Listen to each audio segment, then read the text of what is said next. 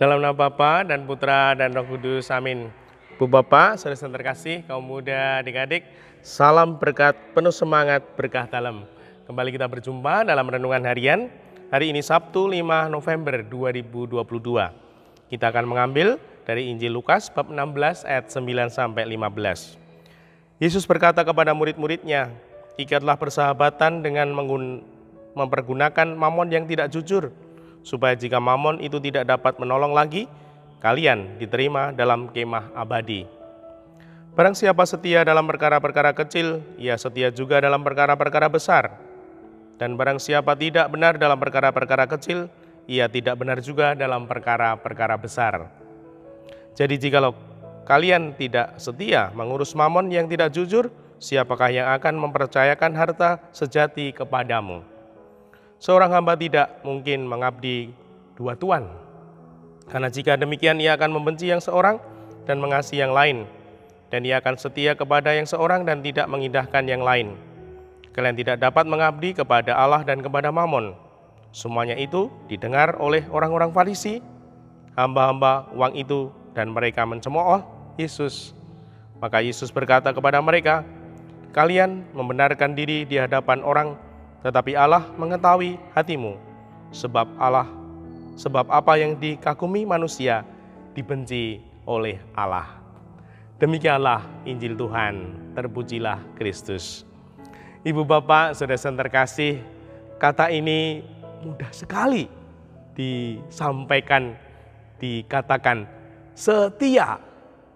Namun kiranya kesetiaan setia itu tidak tiba-tiba ada dalam diri kita, tiba-tiba kita bisa setia. Kesetiaan itu adalah suatu proses, membutuhkan waktu untuk belajar setia. Tidak mungkin orang tiba-tiba bisa setia.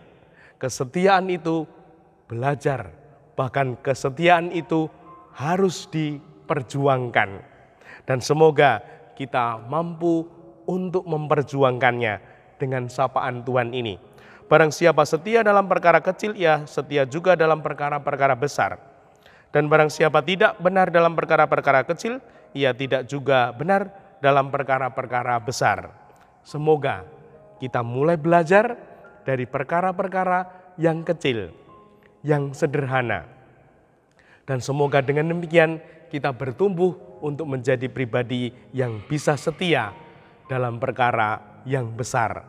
Begitu pula kita setia menjalani hidup ini, setia dalam suka, setia dalam duka, seperti gambaran suami istri, setia dalam kebahagiaan, sukacita, namun juga setia saat ada duka, ada derita yang datang dalam hidup ini. Semoga sungguh kita mau belajar untuk bertekun di dalamnya, dan semoga sabda Tuhan terwujud, berbuah dalam ketekunan kita, belajar untuk setia. Dan semoga kita meyakini hal ini, karena kesetiaan itu adalah gambaran dan wujud dari hati yang sungguh mulia. Pribadi-pribadi yang setia, dia punya hati yang mulia. Dan semoga kita mau bertekun, belajar untuk setia. Karena untuk setia ini membutuhkan kesabaran, membutuhkan ketekunan. Kita tidak bisa memaksakan kehendak kita di dalam proses belajar setia ini. Kita harus terbuka, sabar, tulus ikhlas menjalani proses belajar setia ini. Dan semoga sungguh kita dimampukan untuk bertumbuh di dalamnya. Dimuliakanlah Tuhan kini dan sepanjang masa. Salam berkat, penuh semangat, berkah dalam. Dalam Bapa, Putra, dan Roh Kudus. Amin.